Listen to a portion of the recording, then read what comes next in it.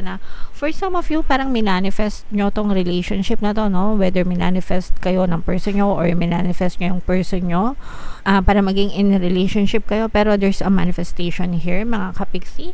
Nakikita natin na right now, parang nararamdaman nyo na nagiging swerte kayo sa inyong relationship, mga kapiksi, and swerte kayo sa isa't isa. Okay?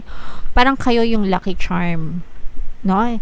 Kumbaga parang kayo yung lucky charm ng person mo, and then sila naman yung lucky charm nyo, no?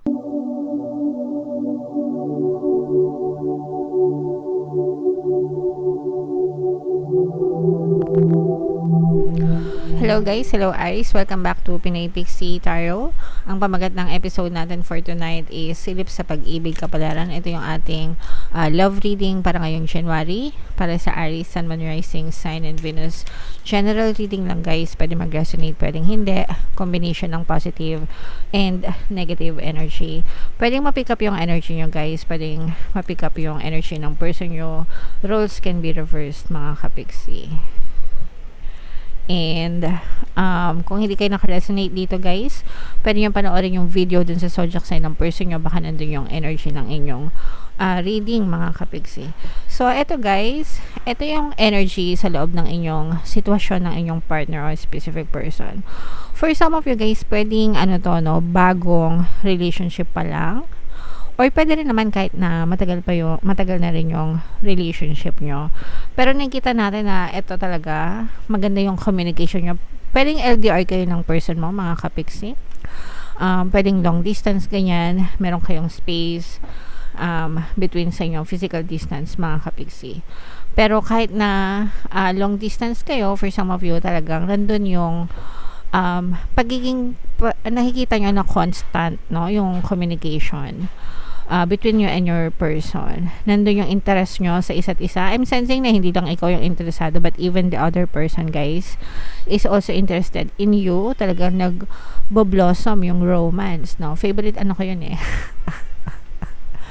Favorite scent ko yun sa Victoria's Secret na pabango, yung blossoming romance. Ang bango nun guys, no?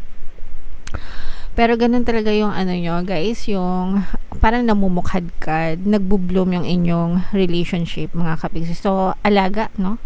Medyo alaga pa. For some of you talagang light, very light. Kapag nag-uusap kayo ng person nyo, nandun yung landian nyo sa isa't isa, nandun yung pakilig, nandun yung pasweet, mga kapiksi. Okay? And even if you are not talking, kahit hindi kayo nag-uusap, let's say for example, hindi kayo mag-text ngayon dun sa mga times na nagpapahinga kayo ganyan, or hindi kayo nag-uusap, yung person mo parang this is always waiting na mag-text ka sa kanya. Palagi siyang nag-aantay na maka-text ka. Palagi siyang parang gusto niya palagi na nag-uusap kayo, mga kapiksi. Okay? And so yun yung progress, no? Nakikita natin na nagkakaroon ng progression dun sa relationship nyo, mga kapiksi. Again, sabi ko nga, parang pwedeng LDR kayo, or parang LDR. And for some of you, pwedeng bago, no? Parang feel ko talaga na bago pa lang yung relationship nyo, pero pwede rin naman kahit hindi na bago. Pero parang parang kayo yung malaki yung, especially kung broken hearted yung person nyo, or broken hearted kayo, parang kayo yung pwedeng broken hearted kayo parehas. Parang pinagtagpo kayo para kayo yung maging sagot, no, dun sa isa't isa. Kumbaga makatulong ka sa kanya, sa pag-heal niya, sa pag-move on niya, and then ganun din siya sa'yo, makatulong siya sa'yo para sa pag-move on mo, sa pag-heal mo, especially kung galing kayo sa wrecked relationship, mga kapiksi. Okay? Alright. So, comment down below if feeling nyo naka-resonate kayo. Sana maka-resonate kayo kasi maganda. Bihira lang yung magandang reading pagdating sa love, no? So, yeah. So, tingnan natin guys kung anong ganap sa relationship, no? Sa shuffle ko to guys. Habang sinashuffle ko to, panoorin nyo muna tong video natin regarding sa ating paano mag-manifest ng abundance video course. Kapiksi, sawa ka na ba sa mga struggles at hirap sa buhay mo? Masipag ka ba at masikap sa buhay ngunit hindi ka pa rin umaasenso? Ilang beses ka na bang nag-attempt magnegosyo at mag-invest pero palagi ka pa rin nalulugi? Sa pagkakataon na ito ay maaaring may subconscious beliefs ka na nagiging balakid sa iyong pag-unlad at pagyaman. Introducing, paano mag-manifest ng abundance video course. Dito ay matututunan mong ma-overcome ang mga balakid mo para tuluyan ka ng umunlad, umasenso, sumagana, maging matagumpay, successful at maswerte sa iyong kabuhayan, pera, trabaho, negosyo, salapi at kaperahan ng bonggang-bongga.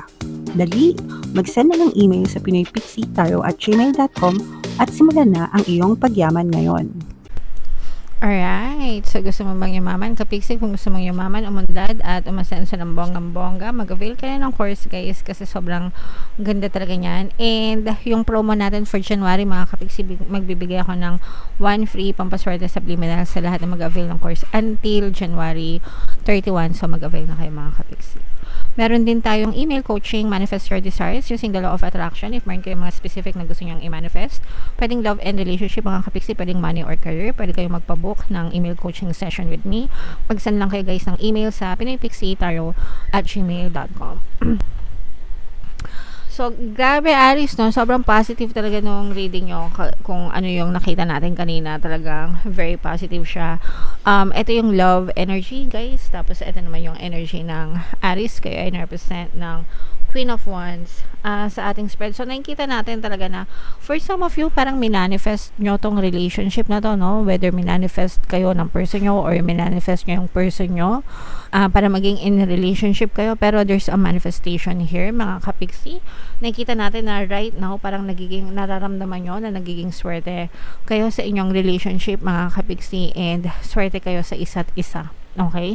Parang kayo yung lucky charm, no? Kumbaga parang kayo yung lucky charm ng person mo, and then sila naman yung lucky charm nyo, no? Sabi ko nga, roles can be reversed, no? Mga kapixie, pwedeng kayo or pwedeng sila, pero parang lucky charm nyo yung isa't isa, mga kapixie, and ang sobrang lakas ng attraction between you and your person, guys. And parang kayo nga yung sabi ko nga sa inyo, parang kayo yung naging daan sa isa't isa, no? Para maka-move on siya, para maka-move on kayo, ganyan. So, parang kayo yung second chance, no? Ng bawat isa. Or another chance ng bawat isa. Kung nakailang chance na kayo sa relationship, mga kapixie. Pero, yeah, grabe, sobrang...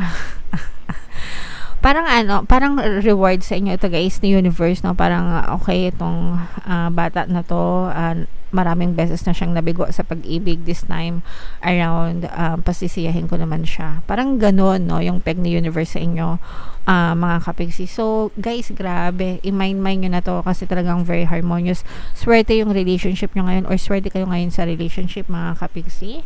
Sana makaresonate kayo kasi sabi ko nga, bihira lang yung positive sa love reading. Nakikita rin natin na parang yung nakikita natin dito guys is parang hindi nyo masyadong tinititigan yung past ng person nyo, and likewise ganun din siya, parang hindi niya masyadong tinititigan yung past nyo sa inyong relationship, and nandun kayo sa stage na talagang inaalam nyo, na-discover nyo na yung totoong pagkatao ng person nyo, and ganun din sila sa inyo, and willing kayo na tanggapin ng isa't isa no matter what. Kasi for some of you, parang feeling ko parang same kayo ng experience, same kayo naka-experience sa mga heartaches, probably betrayal, mga kapixie, kasi for some of you, although nakikita natin na masaya, pero parang nandun pa rin na hindi pa kayo completely naka-move on dun sa inyong past relationship, and parang yun yung role nitong person mo, guys, no? Para talagang tuluyan yung makalimutan yung mga mapapait na alala dun sa inyong past relationship, and parang siya yung magbibigay sa'yo ng sinasabi na swerte sa relasyon, guys. Okay? So, balance sa inyo. Kumbaga parang kung ano yung binibigay mo sa kanya, it takes two to tango, no? Yung kasabihan na yun, it takes two to tango. Parang minamatch ka talaga ng person mo, kung ano yung pagmamahal mo sa kanya, ganun din yung binibigay niya sa iyo, mga kapixie. So parang you are meant for each other, mga kapixie. Alright? And then yung person mo, ayan grabe, sobrang happy, mga kapixie. Nararamdaman nyo ba yung abundance of love and happiness? Puro emotion ito, guys. And itong person mo, no, parang marami pa siyang gustong ibigay sa'yo. Kung nakakaranas ka ng happiness right now sa person mo, brace yourself kasi hindi lang yan yung ibibigay niya sa'yo. Marami pa siyang gustong ibigay sa'yo. Simply because masaya siya dahil napasaya mo siya. Okay? And punong-puno talaga siya. There's a lot, sabi ko nga sa inyo, punong-puno siya ng pagmamahal sa inyo, very interested sa inyo tong person na to, gusto niya palagi kayong nakakausap, gusto niya palagi kayong connection, may connection. And ano to guys, hindi lang dahil sa mahal ka niya, pero yun nga, kasi parang gusto niyang magpasalamat sa'yo. It's a way of thanking you dahil parang naisalba mo siya. No, parang naisalba mo siya dun sa kanyang emotional pain, mga kapiksi. Okay? So, enjoy nyo lang guys kasi sobrang nakakilig yung relationship niya. Sabi ko naman sa inyo guys, bihira lang ako makabasa ng positive sa relasyon kasi marami sa mga kapiksi yun talagang problemado sa relasyon. Pero yeah, tuloy-tuloy nyo lang yan guys, and syempre palagi nyo samahan ng pagdadasal. Wag na kayo mag-entertain ng negative assumptions about your person. Makinig kayo ng mga relationship subliminals natin guys, no? Lahat yon puro positive affirmations para makatulong sa relationship nyo. And of course, sabayan nyo ng pagdadasal and positibong mental diet when it comes to your relationship, mga kapiksi. Okay?